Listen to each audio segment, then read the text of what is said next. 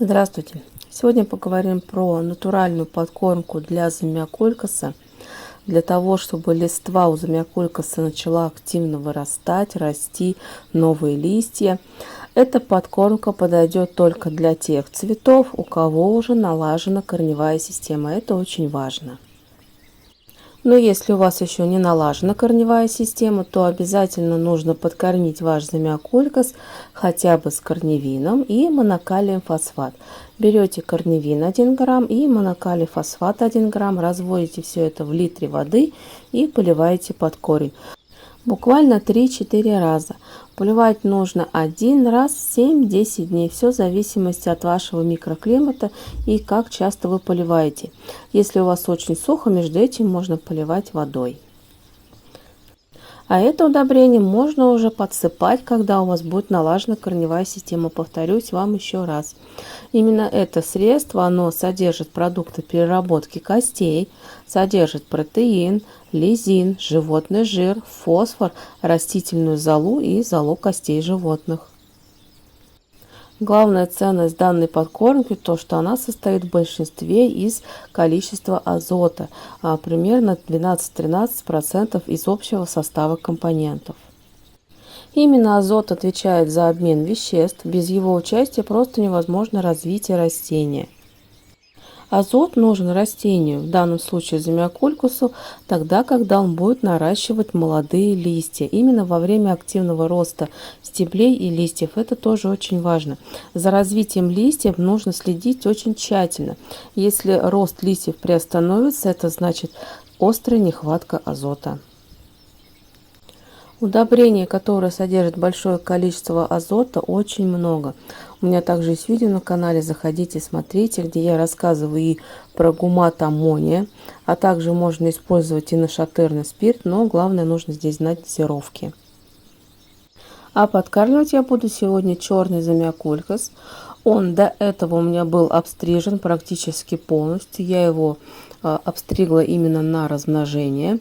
И вот он только сейчас начал давать новые листья. Вот новые ростки, их видно. До этого я подкармливала сначала для корневой системы, ведь без хорошей корневой системы листья замиокулькас просто не выдаст. Клубень будет маленький, и он просто не будет способен выдать новые листики. И эта подкормка именно для черного замиокулькаса. Так как пришло его время, простой замиокулькас выдал очень много листьев в этом году. Его просто уже закормила. Пора остановиться с этим делом.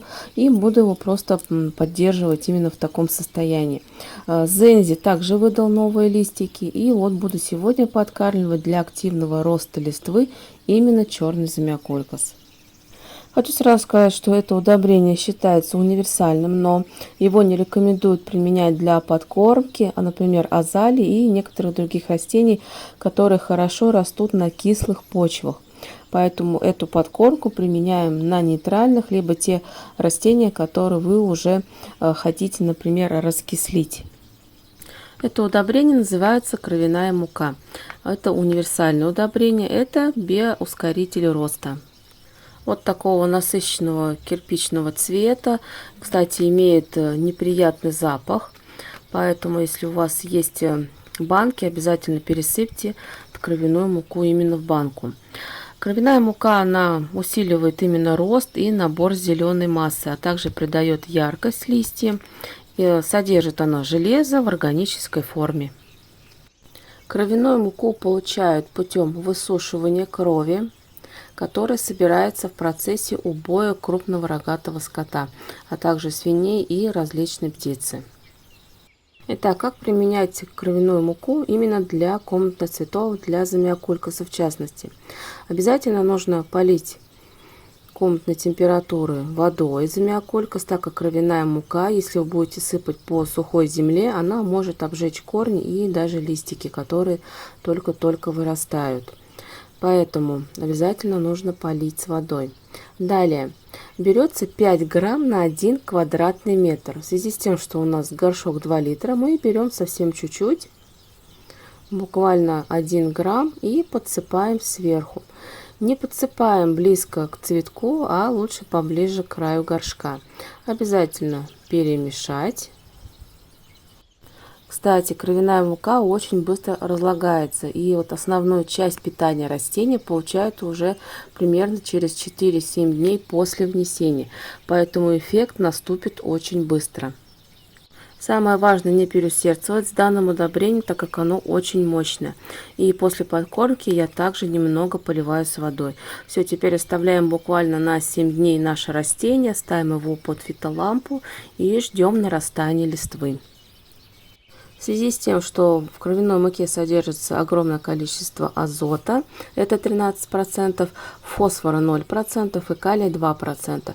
Чуть позже можно подкормить растения с комплексным минеральным удобрением, например, таким как плантафол. Можно опрыскать, либо поливать. А на сегодня это все. Заходите на мой канал, смотрите другие видео про подкормки для замиокулькаса, а также других цветов. Всем спасибо и до свидания.